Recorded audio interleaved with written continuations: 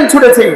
বাশার আল আসাদ কুলাঙ্গার, যে হিটলারকেও হার মানিয়েছে, ফেরাউনকেও হার মানিয়েছে, বাশার আল আসাদ 5 লক্ষ মুসলমানকে সে হত্যা করেছে, 5 লক্ষ সুন্নি মুসলমানকে হত্যা করেছে, হাজারো লাখ মুজাহিদিনকে সে হত্যা করেছে, 1,20,00,000 মুসলমানকে তাদের বাড়িঘরগুলো ধ্বংস করে দিয়ে খোলা আকাশের নিচে থাকতে বাধ্য করেছে।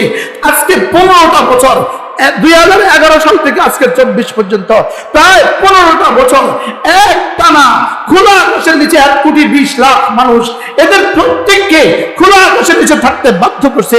পুরুষ খোলা আকাশের নিচে, নারী খোলা আকাশের নিচে, শীতে খোলা আকাশের নিচে, বৃষ্টিতে খোলা আকাশের নিচে। যে জালেম পৃথিবীকে মনে করছে, পৃথিবী সে মনে করছে আয়াসাবু আল্লা ইয়াকদিরা আলাইহি আহাদ, সে মনে করেছে তার উপরে পৃথিবীতে কোনো ক্ষমতাধর নাই। সে মনে করেছে আয়াসাবু আল্লাম ইয়ারাহু আহাদ, সে মনে করেছে পৃথিবীতে তাকে দেখার কেউ নাই। শেষ পর্যন্ত আল্লাহ তাআলা নিহত দুর্বল থেকে দুর্বল 2-4 জনের একটা কওমকে পাঠিয়ে দিয়েছে। আলহামদুলিল্লাহ, একটা গুলিও আর খরচ করতে হয় নাই, শেষ পর্যন্ত পালিয়েছে। কি ভাই, কি ভাই, কি ভাই, ইনশাআল্লাহ এগুলো প্রমাণ করে আগামী পৃথিবী মুসলমানদের পৃথিবী। ইনশাআল্লাহ বলেন, ইনশাআল্লাহ আগামী পৃথিবী কি মুসলমানদের পৃথিবী। ইনশাআল্লাহ, ইনশাআল্লাহ এই সিরিয়াতে ইসলামী হুকুমত শুরু হয়ে গেছে। গোটা আরব পৃথিবীতে ইসলামী হুকুমত এখান থেকে হবেই হবে ইনশাআল্লাহ। বলেন ইনশাআল্লাহ।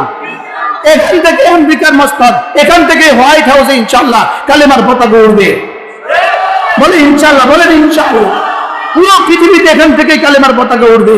এটাই ওই সিরিয়া, এটাই ওই সিরিয়া যেখান থেকে ইনশাআল্লাহ ইমাম হযরত ঈসা আলাইহিস সালাম এই সিরিয়ার দামেস্কেই ইমাম মাহদীর সাথে সাক্ষাৎ করবেন। কেমন হবে ইনশাআল্লাহ? আরে মজা হবে ইনশাআল্লাহ, মজা হবে ইনশাআল্লাহ। আমি বলি 2024 সাল লেডি ফেরাউন পালিয়েছে, 2024 সাল বাশার আল আসাদ ফেরাউন পালিয়েছে। ইনশাআল্লাহ তৃতীয় উইকেট, ইনশাআল্লাহ নেতানিয়াহু তৃতীয় উইকেট, মোদি চতুর্থ উইকেট। বলেন ইনশাআল্লাহ, বলেন ইনশাআল্লাহ, আবার বলেন ইনশাআল্লাহ। দিল্লির মসনদে কালেমা উড়বেই উড়বে ইনশাআল্লাহ, দিল্লির মসনদে কালেমা উড়বেই উড়বে ইনশাআল্লাহ। ভারতের ঘরে ঘরে ইসলাম বুঝবেই বুঝবে ইনশাআল্লাহ। পৃথিবীর কাঁচা আর পাকা কোনো ঘর হবে না যেখানে কালেমা হবে না ইনশাআল্লাহ। পৃথিবীর ইঞ্চি ইঞ্চি জায়গা হবে না যেখানে ইসলাম বুঝবে না ইনশাআল্লাহ। বলেন ইনশাআল্লাহ, ইনশাআল্লাহ, ইনশাআল্লাহ। আরে বলো ইনশাআল্লাহ, আবার বলো ইনশাআল্লাহ।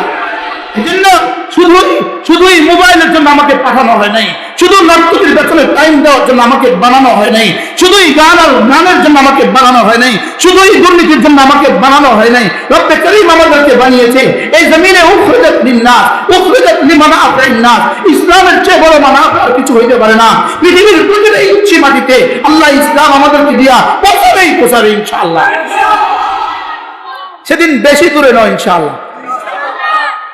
গত 16 বছরে যে পরিমাণ চেষ্টা করেছে আমাদের কণ্ঠকে স্তব্ধ করার জন্য, যে পরিমাণ চেষ্টা করেছে আমাদের মাদ্রাসাগুলোকে ধ্বংসের জন্য, যে পরিমাণ চেষ্টা করেছে কোরআন ওয়ালাদেরকে হত্যা করার জন্য, যে পরিমাণ চেষ্টা করেছে গুম করে করে, খুন করে করে, জেল দিয়ে দিয়ে, জুলুম করে করে, যে পরিমাণ জুলুম আর নির্যাতনের স্টিম রোলার আমাদের উপরে চালিয়েছে, যদি আমরা রবের পক্ষ থেকে মানসুরিন না হতাম, রব আমাদেরকে হেফাজত করবেন এই ওয়াদা যদি না হতো, আমরা একজনও টিকতাম না।